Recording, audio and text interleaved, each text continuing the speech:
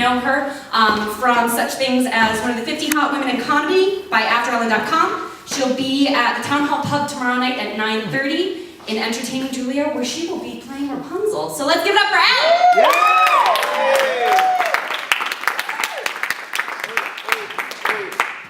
All right. It is Rapunzel, but I'm actually going to be playing Rapunzel. It's a princess that only raps puns. So make it on out. Come on out.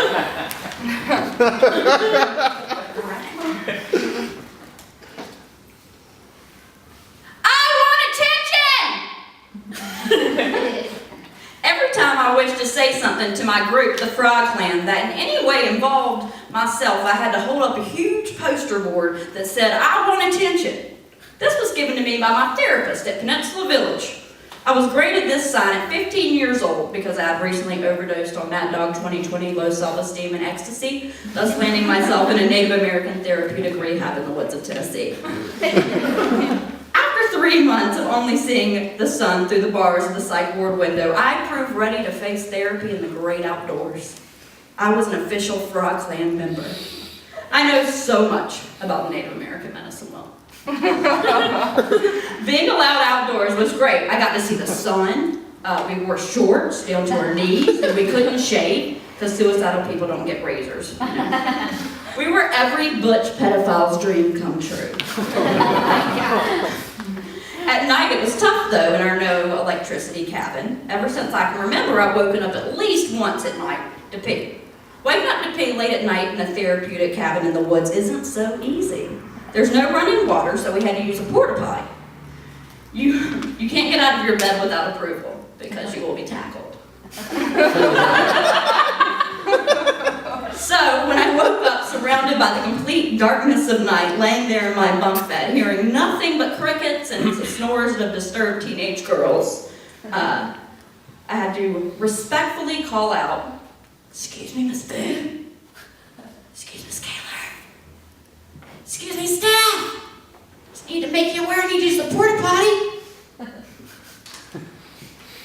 About the third time I'd asked this, they would normally wake up, get a lantern, and then give me approval to get out of my bed. After that, we'd walk to the shoe cabinet where our shoes were locked up because suicidal teenage girls can't have shoes because they might run away, and if they don't run away, then they'll hang themselves with the shoelaces.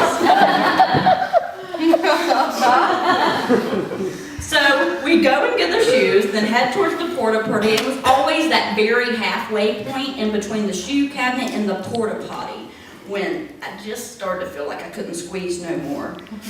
And I would try and I'd just stop and I'd just look Miss Boone straight in the eyes and just say, "I am sorry, I really tried." And then I would piss all over myself in the Frog Clan cabin floor. Please know that while some would consider this moment horribly embarrassing for a teen who had been raised as a Southern Christian, recent released from a psych ward to find out that she was now a member of a Native American therapeutic group called the Frog Clan, I felt embarrassed. I truly felt embarrassed, but apparently I wasn't really embarrassed. Because according to my therapist and psychologist, I was peeing on the floor every night because subconsciously I was screaming, "I want attention!" Now my waking up and pissing all over the floor happened for about a month until a solution was reached. A solution I knew nothing about until one day one of the nurses walked through the dining hall with a giant thing of mailed pins. There were multiple Native American clans made up of Christians and Jews and Hindus in the lunch hall that evening. And everyone started to snicker, including myself. I was quickly shut up when the head nurse placed the adult male diapers in my lap and said, "Just put them on at night and let everybody else get some rest." My new nighttime diapers fit me incorrectly. Probably because based on the fit, they were meant to be worn by a 300-pound, 90-year-old man with a horrible case of elephantitis of the scrotum. No man by that description lived in the Frog Clan cabin, so it was my job at 15 years old, weighing in at 100 pounds, to wear the diapers.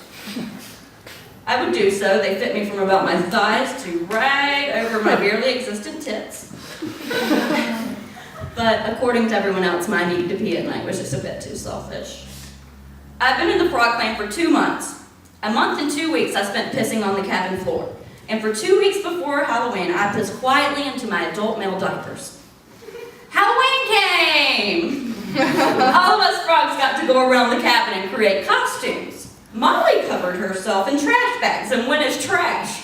Good one, Molly. Very inventive. Sophie put on the same outfit we wore every day and went as Mr. Peckler, the man that taught us to chop wood. She was a real Puerto Rican Native American genius. I suggested I tie a blanket around my neck, make a paper crown, and go as a queen.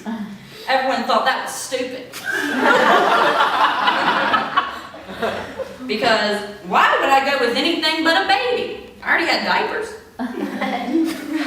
As I walked the trail that Halloween night dressed as a queen baby,